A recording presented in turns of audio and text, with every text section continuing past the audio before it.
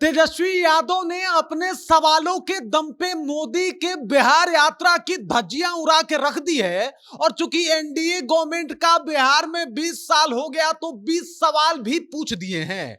कहा है कि भाई साहब इस 20 सवालों का जवाब दे दीजिए। अभी आप बिहार के सिवान में आ भी रहे हैं तो एकदम से सब लोग जान भी लेगा कि इसके ऊपर आपका स्टैंड क्या है। और उम्मीद है कि ये सवाल जो है वो मोदी को फंसा के रख देगा और मोदी का बिहार दौरा कुछ उस तरीके से कारगर साबित नहीं होगा जिस तरीके से पहले हुआ करता था।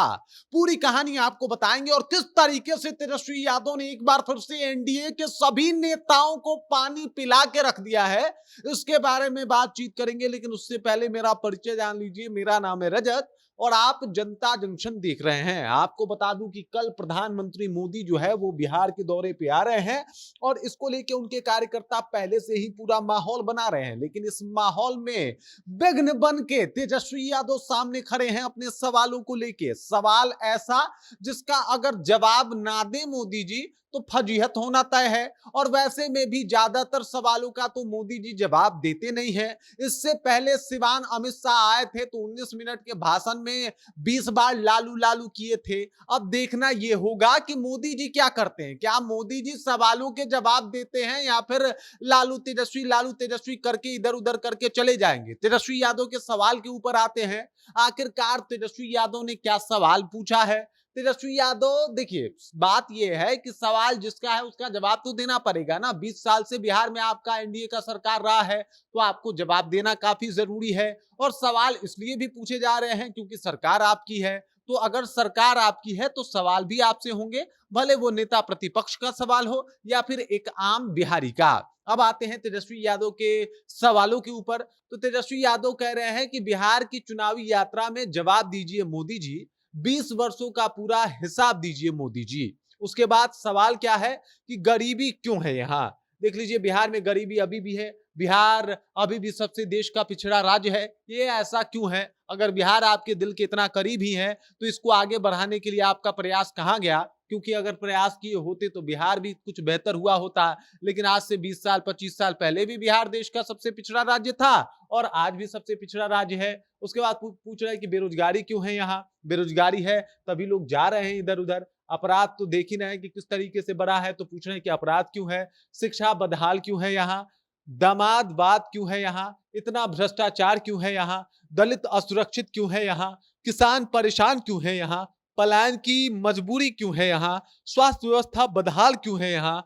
महिलाओं पे अत्याचार क्यों है यहाँ। 400 रुपए सामाजिक पेंशन क्यों है यहाँ। 65% महिला एनीमिया से पीड़ित क्यों है यहाँ। जहरीली शराब से लोगों की मौत क्यों हो रही है यहाँ। उद्योग धंधे और निवेश क्यों नहीं हो रहे हैं यहाँ। आईटी पार्क क्यों नहीं है यहाँ। व्यापारी सुरक्षित क्यों नहीं है यहाँ। पर्यटन का विकास क्यों नहीं है यहाँ। अंतरराष्ट्रीय स्तर पर स्टेडियम क्यों नहीं है यहाँ।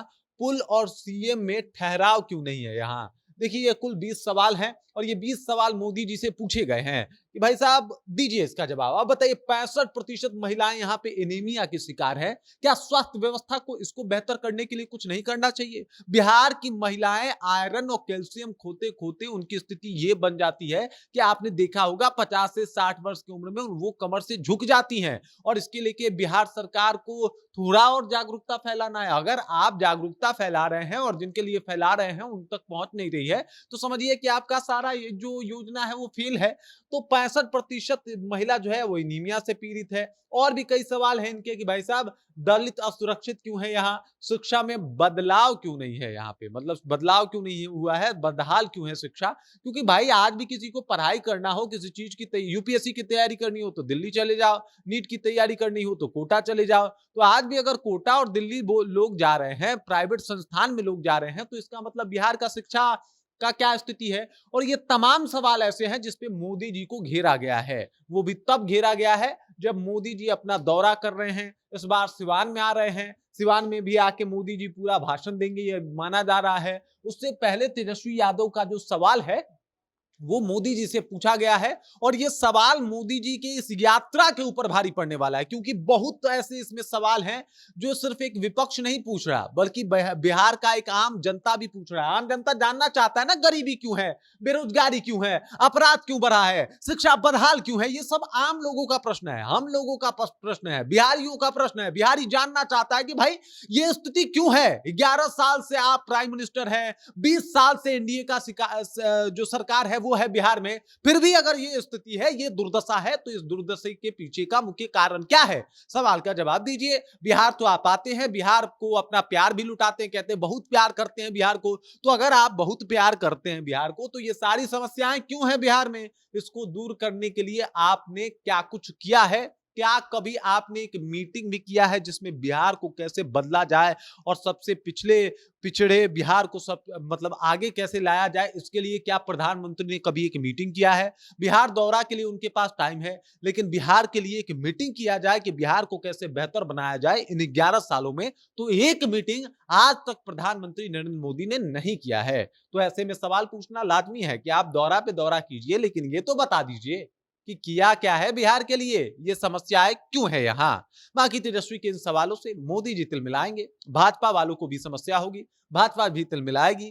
सवाल ये है कि अब इसका जवाब मोदी जी देंगे या नहीं देंगे, ये देखना काफी दिलचस्प होगा। बाकी आपको क्या लगता है कमेंट कीजिए और अपना विचार हम तक पहुंचा दीजिए। बाकी आप देख रहे हैं जनता जंक्शन और मेरा नाम रजत है।